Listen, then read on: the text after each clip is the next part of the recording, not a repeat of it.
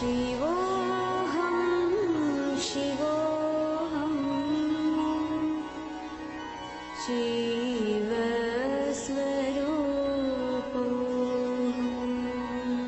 Great seers of ancient India have talked about the supreme swan or the Paramahamsa. Born with the ability to fly minutes after it pushes itself through its shell, this supreme swan soars into the sky without touching the ground. People of great spiritual realization have always been called supreme swans or Paramahamsas, for they attain the state of inner bliss and enlightenment before getting caught in the web of world's reality. They are enlightened souls who have received the truth of the universe and communicate it to the rest of humanity. They live in God or the Eternal and inspire us to move in the right direction to become like them and attain the same state of bliss achieved by them. Through them, millions of people have experienced spiritual upliftment and attained salvation. From time immemorial, India has been the land of spirituality and holiness unmatched by any other country in the world. India has given birth to great Paramahamsas, mystics, saints and divine avatars who have consistently delivered this world from darkness to light. One such enlightened master, exuding divine grace, overwhelming compassion and unfathomable spiritual knowledge, all at a very young age, is Paramahamsa Nithyananda. Koti Surya Swarupinam Ananda Gandha Ishwaram Bhakta Hridaya Nivasinam Nithyanandam Namostude.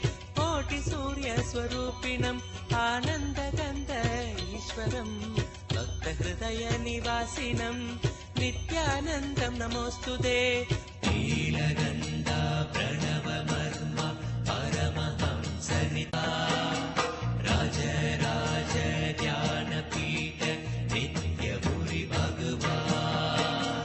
Nilagandha Pranava Marma Paramahamsa Nithyananda Raja Raja Dhyana Pita Nitya Puri Bhagavan. Nilagandha Pranava Marma Paramahamsa Nithyananda Raja Raja Dhyana Pita Nitya Puri Bhagavan. One of India's most enduring personalities, he has won the hearts of millions with his simple philosophy of eternal bliss and meditation as the true path to self-realization. Working towards a society of bliss, his simple teachings and meditation techniques work towards creating an atmosphere of equal vision, balanced mind, righteousness, cosmic love, divine knowledge, spiritual upliftment, better emotional health and creativity in every walk of life to realize one's own self. Nithyananda was born as Rajashekharan, the second son of his parents Arunachalam and Lokanayaki, in the temple town of Tiruvannamalai, South India. Tiruvannamalai literally means Tiru Annamalai, or revered inaccessible mountain. In Sanskrit, this mountain is termed as Arunachala, or the unmoving morning star. This town, in a remote corner of Tamil Nadu, boasts of an unbroken lineage of enlightened masters for over 2000 years.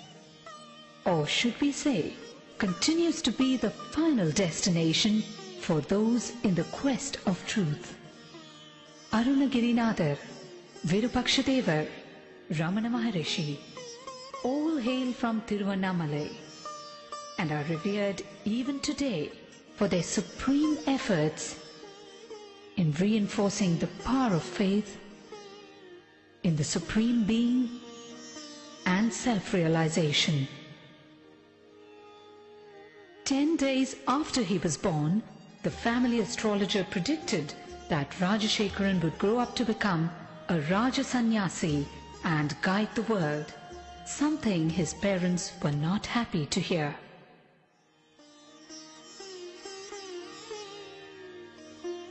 At the age of 10, Rajashekaran was initiated by Raghupati Yogi. In his moment of initiation, Rajashekaran was blessed with a vision of Parashakti.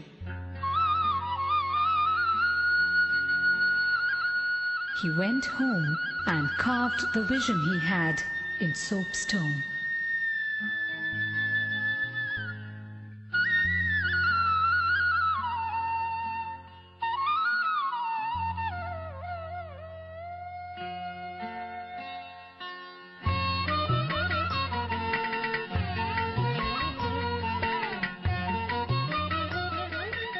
Mataji Kuppamal,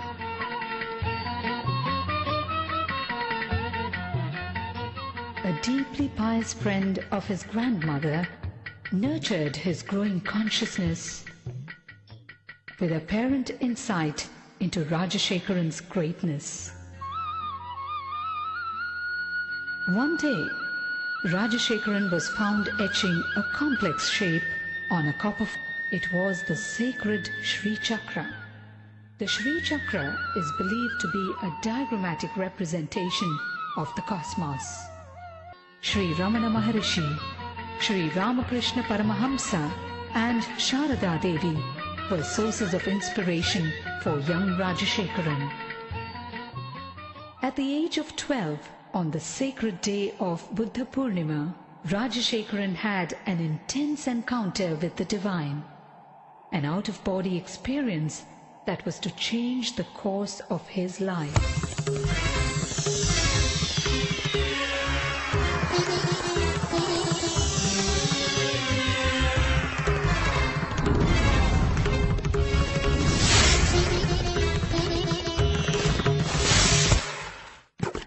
By his 17th year, Rajashekaran's spiritual quest became too fierce to be ignored. He left home on a journey of arduous self-discovery with no assurance whatsoever, but only a glimpse of the divine he received at the age of 12. He wandered far and wide, studying and practicing meditation, from Tapovan in the Himalayas to Kanyakumari in the south, from Dwarka in the west to Gangasagar in the east. He wandered for 7 years in India and in Nepal. With just 2 pieces of clothing and a kamandalu, a holy water jug, and with no idea of where his next meal would be. One day in Gaurikund, he beheld a breathtaking vision. A young man with a glowing countenance and flowing locks was walking towards him with long strides and divine grace. Wonderstruck and gazing at him, Rajashekaran realized that this was none other than Mahavdar Babaji, the enlightened master dwelling in the Himalayas for thousands of years in perpetual youth. It was this great saint who looked at him and uttered the name Paramahamsa Sri Nithyananda, an enlightened being in a physical body, young at heart but wise in mind. Rajashekaran undertook years of rigorous penance, intense meditation practices, and in-depth study of yoga, tantra, Vedanta, and Shaiva philosophies before he attained the ultimate state of consciousness, the state of Nithyananda or eternal bliss.